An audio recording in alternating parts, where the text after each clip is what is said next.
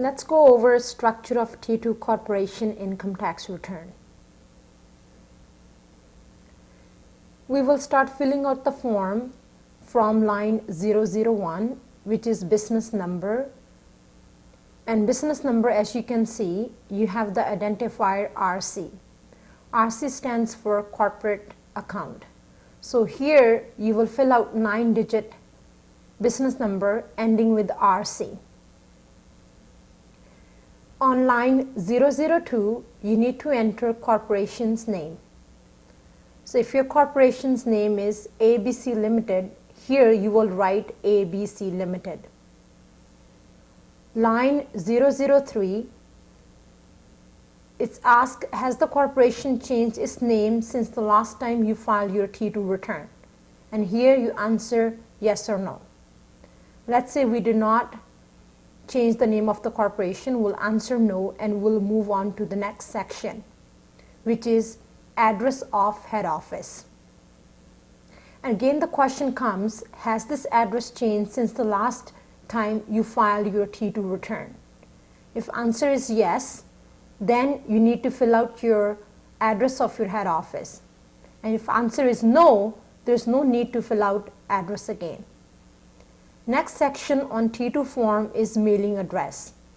And the question is, if your mailing address is different from head office address, okay, and then the question is, has the address changed since the last time you filed your T2 return? Again, answer is yes or no. If answer is no, there's no need to do anything. But if answer is yes, you need to fill out your mailing address. Then we will move on to the next question, which is the location of books and records. Now the question is, again, has the location of books and records changed since the last time you filed your T2 return? Answer can be yes or answer can be no. And the reason you have to put location of books and records, they want to know if your place went on fire or anything like that, if you were keeping the books and records at the same place as head office or not. So if the address has been changed, you need to enter the address, and if the address hasn't changed, you basically answer no and move on. Now the next question is type of corporation at the end of the tax year. Now the corporation can be Canadian controlled private corporation, which is CCPC.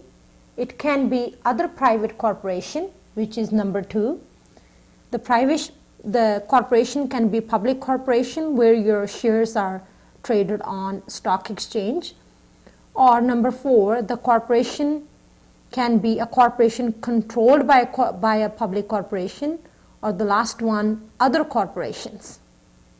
So you choose which type of corporation you're filing the income tax return for, and in this course we are only covering Canadian controlled private corporations. The next question is, if the type of corporation changed during tax year, provide the effective date of change. So if it changed from CCPC to public corporation, you will have to put the date of change. Now let's go to the other side of identification. Now we have, to which tax year does this return apply? Taxation year start and taxation year end. As you were explained before, a corporation can have any fiscal year end. So it's not always January to December. It can have its own fiscal year end. So you will enter the start date and you will enter the end date. And next question is, has there been acquisition of control to which subsection 249(4) applies? Answer is yes or no. And if there was acquisition of control, again you need to provide the date of control. So we got year, month, and day. Let's move on to our next relevant question, which is this the first year of filing after incorporation or amalgamation? So in this course, we're teaching you corporate tax returns for newly formed incorporation. So if it's a new corporation, you will answer yes. And if you answer yes, you need to complete Schedule 24 as well. Next question is has there been a wind-up of subsidiary under Section 88 during current taxation year? Answer is again yes or no.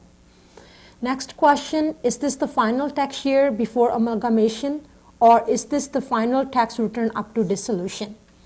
So if it's the last tax return up to dissolution, you will answer yes, which means this is the final tax return the corporation is filing. And then we'll move on to the question where it says, is the corporation a resident of Canada? Yes or no?